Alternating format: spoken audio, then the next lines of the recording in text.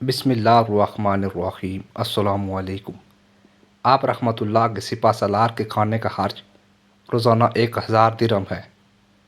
حضرت عمر بن عبدالعزیز رحمۃ اللہ کو جب یہ خبر ملی تو آپ کو بہت رنج ہوا۔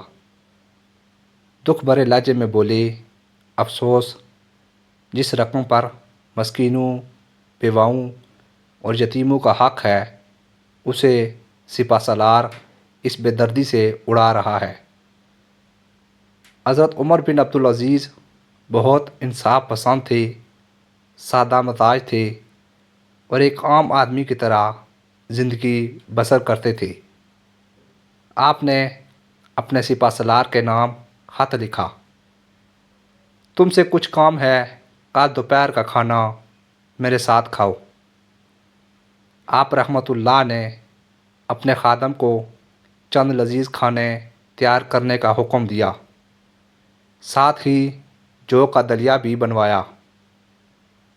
سپہ سالار آپ کی خدمت میں حاضر ہوا تو آپ نے فوج وغیرہ کے معاملات پر اس سے بات چیت شروع کر دی۔ یہ بات چیت کافی دیر تک جاری رہی، یہاں تک کہ مارے بھوک کے اس کا برا حال ہو گیا، لیکن کچھ کہہ نہیں سکتا تھا۔ جب وہ خوب بیتاب ہو گیا اور تکلیف کے آثار اس کے چہرے پر ظاہر ہو گئی تو آپ رحمۃ اللہ نے اپنے خادم سے اپنے لیے کھانا منگوایا۔ وہ جو کا دلیا لے کر حاضر ہو گیا۔ آپ رحمۃ اللہ کا سپہ سالار بھوک کی وجہ سے نہ رہ سکا۔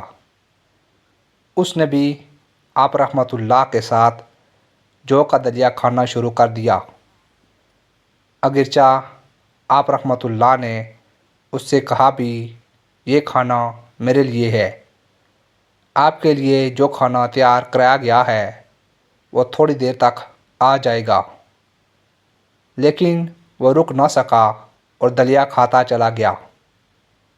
پھر آپ رحمۃ اللہ نے دوسرے کھانے منگوائے، یہ تو میرا کھانا تھا، آپ کا کھانا تو یہ ہے، آپ یہ کھائیں۔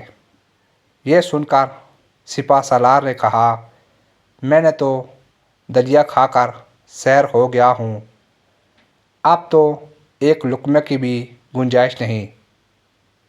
اس پر حضرت عمر بن عبدالعزیز رحمۃ اللہ نے فرمایا، جو کہ اس دلیے پر مشکل سے 1 درہم خرچ آیا ہے، اگر تم 1 درہم کے دلیے سے سیر ہو سکتے ہو تو کھانوں پر 1000 درہم کیوں خرچ کرتے ہو؟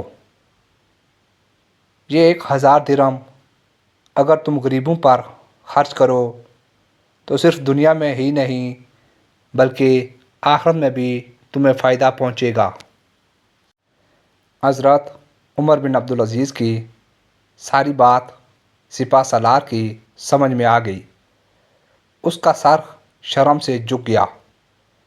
اس نے ساری زندگی سادگی کے ساتھ بسر کرنے کا عہد کر لیا۔